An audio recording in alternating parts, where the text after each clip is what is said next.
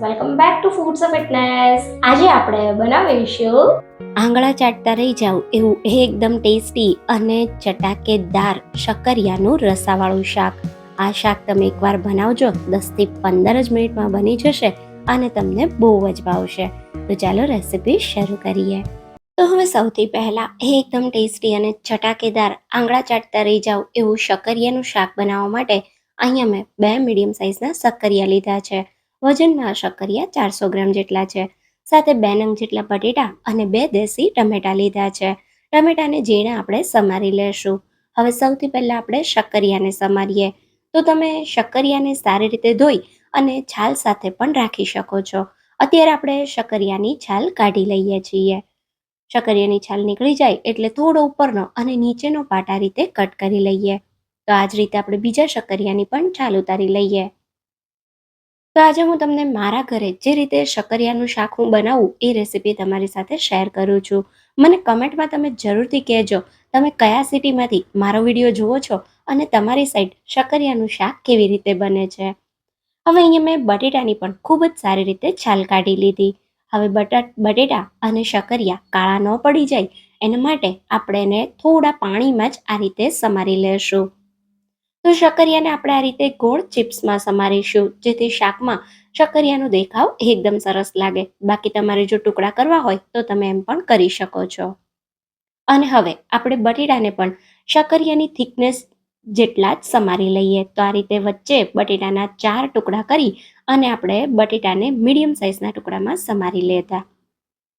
તો હવે તમે જોઈ શકો છો એકદમ સારી રીતે આપણે બટેટા અને શક્કરિયા સમારી લીધા. 1 થી 2 વાર આને સારા પાણીથી ધોઈ લેવાના છે. હવે આપણે એકદમ ફટાફટ શાક તૈયાર કરવા કુકરમાં 3 ટેબલ સ્પૂન તેલ ગરમ કરીએ. તેલ ગરમ થાય એટલે અડધી ચમચી રાઈના દાણા ઉમેરીશું. સાથે આપણે અડધી ચમચી જેટલું જીરું ઉમેરીશું. અહીંયા 1/4 ટીસ્પૂન જેટલી હિંગ ઉમેરીશું અને 2 મીડિયમ સાઇઝના ઝીણા કાપેલા લીલા મરચાં ઉમેરીએ. હવે આપણે વઘારમાં ટમેટા. તો ટમેટા તમે તેલમાં વઘારો એટલે તરત જ આ રીતે આપણે એને ઢાંકી દેવાના જેથી વઘાર બહુ ઉડે નહીં. તો આ રીતે હલકો એવો વઘાર આપણો થઈ જાય એટલે કુકરનું ઢાંકણ આ રીતે લઈ લેશું અને એકવાર બધું મિક્સ કરી દેશું. તો આ શાકમાં હું આદુ લસણ ડુંગળી કશું જ નથી વાપરતી. તમારે વાપરવું હોય તો ટમેટા ઉમેર્યા પહેલાં આદુ અને લસણ ડુંગળી ઉમેરી દેવાના. હવે મસાલામાં 1 ટેબલ સ્પૂન કશ્મીરી લાલ મરચું પાવડર, અડધી ચમચી હળદર પાવડર, 1 ટેબલ સ્પૂન ધાણા જીરું પાવડર અને 2 ટીસ્પૂન જેટલું મીઠું ઉમેરીશું. તમારે ગરમ મસાલો થોડો ઉમેરવો હોય તો ઉમેરી શકાય, પણ આજે હું લસણ ડુંગળી ગરમ મસાલા વગર એકદમ સિમ્પલ બેઝિક મસાલા સાથે શાક બનાવું છું. છતાં પણ આ શાક એકદમ ટેસ્ટી એવું લાગશે. તો મસાલા થોડા થઈ જાય એટલે તરત જ આપણે શક્કરિયાની ચિપ્સ અને બટેટાના ટુકડા ઉમેરી દઈશું. એકદમ સારી રીતે બધી વસ્તુને મિક્સ કરી લેશું. તો આ રીતે સરસ આપણો વઘાર મિક્સ થાય એટલે આપણે આમાં 1 કપ જેટલું પાણી, તો તમને જેવો રસો જોવે એ રીતે તમારે પાણી ઉમેરવાનું.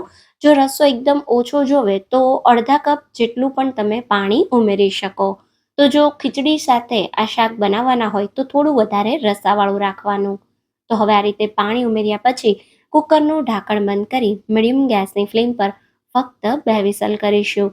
2 વિસલ થાય એટલે તરત જ ગેસ બંધ કરી દેવાનો. શક્કરિયાને બફાતા ખૂબ જ ઓછો સમય લાગે છે. જો વધુ વિસલ થઈ જાય તો શાક એકદમ મેશી થઈ જશે. તો આ રીતે કુકરમાં 2 વિસલ થઈ ગઈ છે. હવે આપણે ગેસ બંધ કરી કુકરને ઠંડુ થવા દેશું. લગભગ 10 મિનિટમાં કુકરનું પ્રેશર એની જાતે પૂરું થઈ ગયું છે. તો આ રીતે કુકરને એકવાર ખોલી શાકને ચેક કરી લઈએ. તો ઉમેરેલા બટેટા અને શક્કરિયા ખૂબ જ સારી રીતે બફાઈ ગયા છે. એકદમ પરફેક્ટ એવું શાક તૈયાર થઈ ગયું છે. તો હવે બસ શાકને સર્વ કરતા પહેલા ઉપરથી થોડા લીલા ધાણા સ્પ્રિંકલ કરીશું. ગરમા ગરમ આ શાક તમે રોટલી, ભાખરી, પરાઠા અને ખીચડી સાથે ખાઓ બહુ ટેસ્ટી એવું લાગશે. તો શાકને સર્વિંગ બાઉલમાં કાઢી લેશું. એકવાર આ રીતે જો ક્યારે આવું શક્કરિયા બટેટાનું શાક ન બનાવ્યું હોય તો ટ્રાય કરજો, બધાને બહુ જ ભાવશે. જો તમને મારી રેસિપી ગમી હોય તો રેસિપીને લાઈક કરજો અને વધારેમાં વધારે શેર કરજો. તો ફરી મળીશું એક નવા વિડીયો સાથે. ત્યાં સુધી થેન્ક્સ ફોર વોચિંગ.